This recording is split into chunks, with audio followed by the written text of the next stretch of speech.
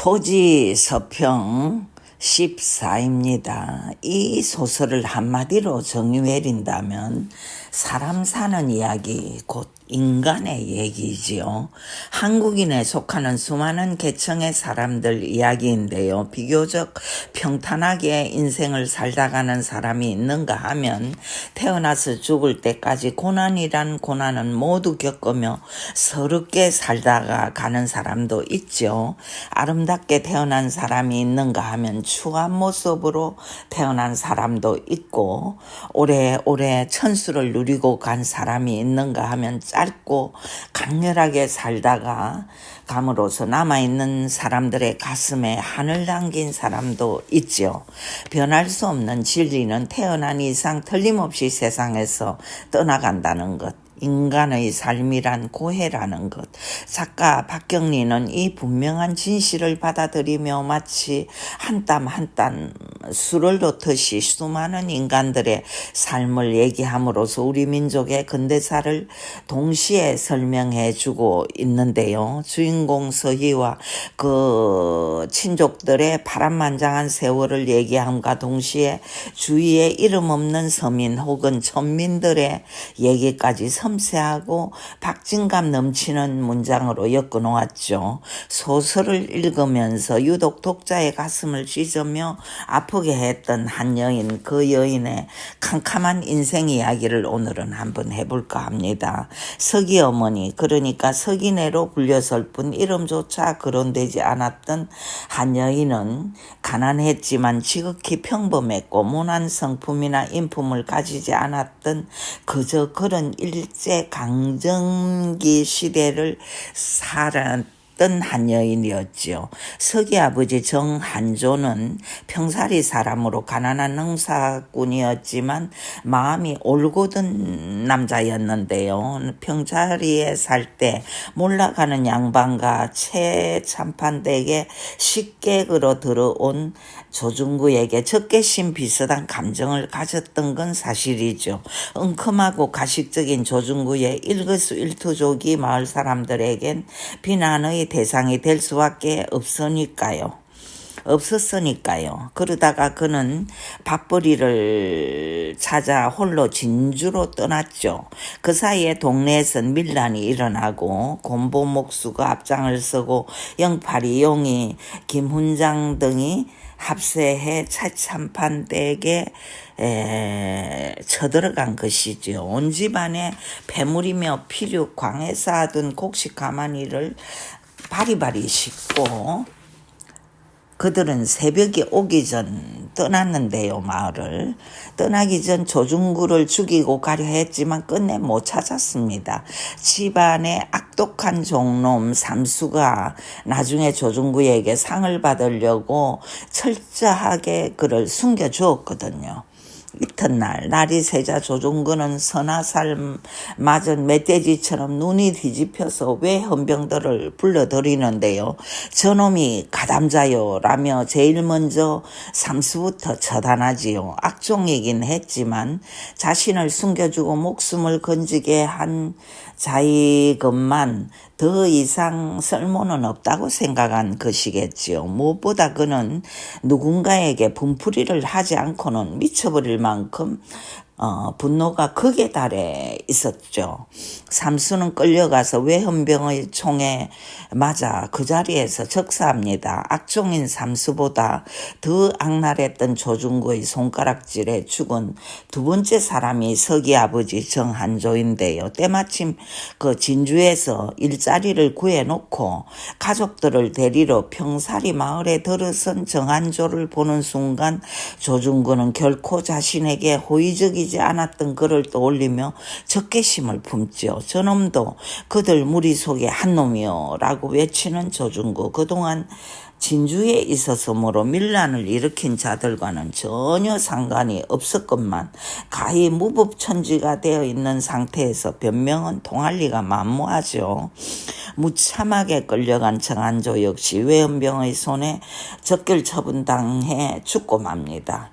이후에 겪은 서기네의 그 고문 같은 삶은 필설로는 다 할 수가 없을 정도이지요.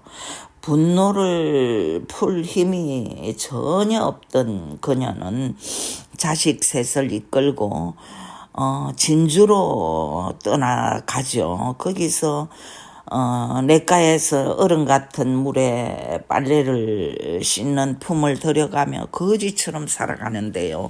어미를 도와 물지개를 지던 서기는 진주에 와서 자리를 잡았던 봉순이 아니 그 기화의 도움을 받아 연명을 하게 됩니다. 그렇게 이제 세월이 흐른 후 그는 공부를 하게 되고 학교 교사가 되지요.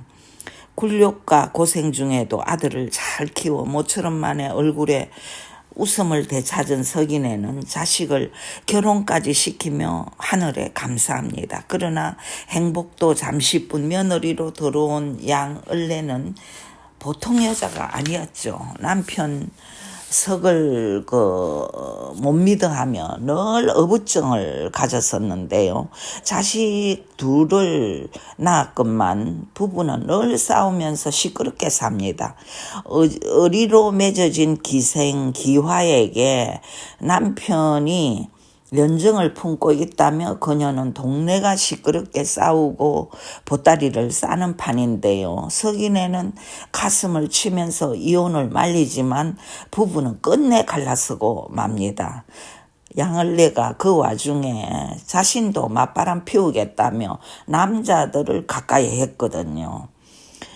그렇게 되니 이제 석이도 아내와 이혼을 할 수밖에 없었던 거지요. 석인애는 그 두 딸은 이미 시집을 보내고 혼자서 석이가 낳은 그 두 손자를 거두며 피눈물을 흘립니다. 그 와중에 양을레는 조선인 순사랑 정을 통하죠.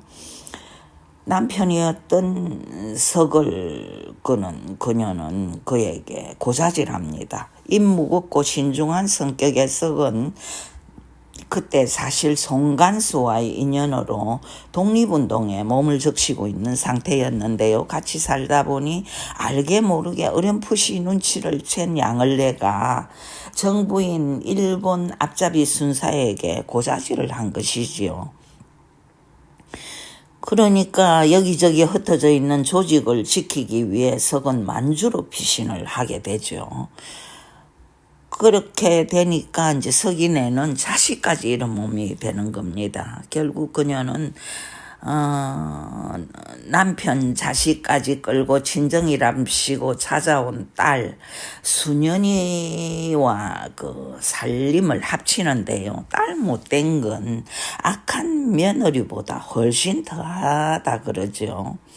수년은 늙고 약해진 어머니를 갖은 구박을 다해가며 조카들을 학대하죠. 끝없는 불운에 몸부림치던 석인애는 그런 고난 속에서도 두 손자를 지키며 견디는데요. 나중엔 양을레가 나타나 정성을 다해 키운 딸, 그 손녀딸 남이를 뺏어가고 맙니다. 외놈과 살면서 여관을 하고 있는 집에 데리고 간 것이죠. 그 와중에 일제는 전쟁하느라고 조선 백성들의 녹그릇 수저까지 뺏어가는 것도 모자라 학도병을 모집하죠. 말이 모집이지 강제로 데리고 갔다는 건 역사로서 우리는 이미 알고 있죠. 하필이면 거기에 끌려간 손자 성환이 석인애는 미쳐버리는 대신 눈이 멀어버립니다. 극한의 고통은 때때로 인간의 육신을 예측지 못한 방법으로 강타하니까요. 앞이 안 보이는 석인애. 어쩌면 그녀는 그 시대 이 땅의 어머니들이 겪어야 했던 심신의 고통을 대변하고 있는 것인지도 모릅니다. 작가 박경리는 유독 일제라면 이를 가는 심정을 소설 여기저기에 피력하곤 했었지요. 토지에서도 그녀의 그런 그 정오와 혐오감은 아주 자주 나타나곤 했었는데요. 소설을 읽다 보면 어느 사이엔가 그들의 악행에 독자들은 진저리 치는 심정이 되곤 합니다. 일제 강점기를 겪어보지 못한 세대이지만 조상들의 고통을 우리는 공감할 수밖에 없게 됩니다. 글이 주는 영향력은 그만큼 강렬한 것이니까요. 오늘은 여기까지 합니다. 시청 감사드립니다.